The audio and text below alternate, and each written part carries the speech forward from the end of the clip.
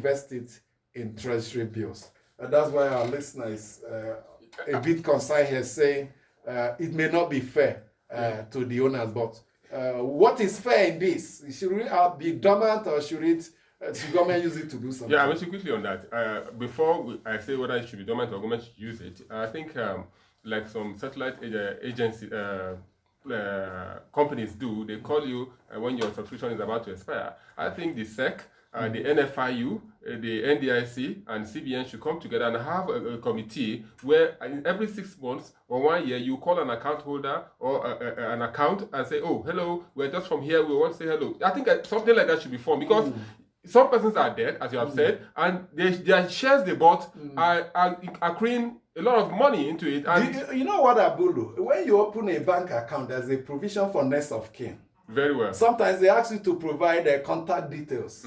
So if the owner is not there, the next of kin is there. It's incumbent on the bank and the government to contact the next of kin. And again, there could be other categories of persons who have money in these dormant accounts. You know, after the introduction of BVN, with BVN now, at the press of one button, the government knows where, if you have 20 bank accounts, they will see these 20 bank accounts and see how much is in there. So a lot of people that were caught up with the BVN refuse to operate those accounts. In fact, it's in their interest to abandon those accounts.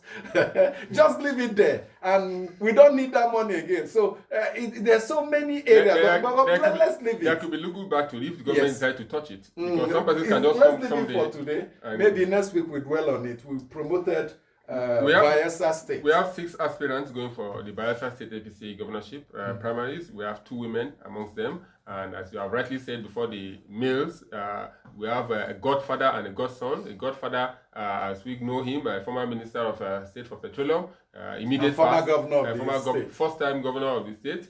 He did the first tenure, and he wants the second tenure. There's Timi Silva. And you have David Lyon, who was at the verge of being inaugurated as governor. He won the last governorship election. Okay, let's put it that way. He won the last governorship election until the Supreme Court judgment. He was the day the judgment came, a day before his inauguration. They were doing a rehearsal of how he will be waving at the crowd during the swearing in. The news filtered in that the Supreme Court in Abuja has said his running mate, who was supposed to be the deputy governor, had some inconsistencies in his forms and his names.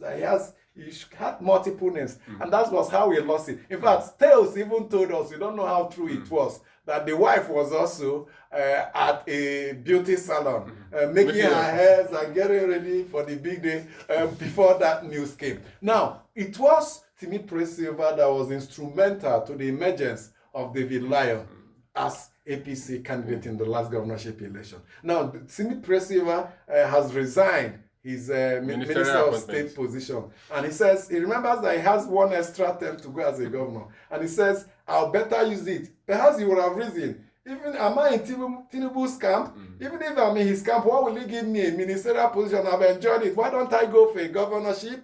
But his godson, David Lyon, said, I won it before I can win it again. And 2 of them will face each other this morning. Amechi, what happened to David Lyon, briefly, I think it was heartbreaking to his family and associates when he was about to be inaugurated, and that Supreme Court judgment turned it around. And up till now, they are still hot, and they will tell you that they've advised him to go to court and to tell APC to give him a right of first refusal. And APC it's a different election. Yeah, so the processes has to start like afresh. the issue, the contest between Oshibanjo and Tinubu, political godfather and a godson. You saw what happened. They all went into the contest, and the godfather won. So some persons will tell you in Bayelsa that Timi Silva is the leader of the APC in the state. Where was David Lyon since 2019 when he lost election? Have you seen him promoting the party? No, he has been with the party, even in Abuja here. I saw where he has been involved with the party and all that. Good. So we hope to see the best candidate for the APC, but you know they are going to face an incumbent PDP governor, and they need their strongest. To up their game. Yeah, they need their come out united. Aspirant to come out as a candidate. David Lyon is his right. Is your right? In fact, one of the fundamental human rights is right to vote and be voted for. So no other thing can take it away from you. You can run against your brother and against your father. A lot of people have run against their brothers. Yes, a lot of people have run against their brothers. So this issue of my godson is secondary. But in doing it, know that, like Ohire will always say here, political sins are not forgiven. You can forgive every other sin. And talk of Asiwaju and Osinbajo. Osinbajo ran against him, he lost. When they returned to the Eagle Square for Asiwaju to give his victory speech after the APC primary, he saw Osinbajo and refused to shake him. He took Speaker Gbajabiamila to go and literally drag Asiwaju back and say, go and shake him up. You skipped him, he's not good. And he shook him. So it's your right to contest, but as you're doing it, know that. And politicians will tell you there's no permanent enemy, we only have permanent interests. Thank you so much for joining us today. When we come on Monday, we'll tell you the outcome of the primaries and the analysis. Stay with us there. Okay.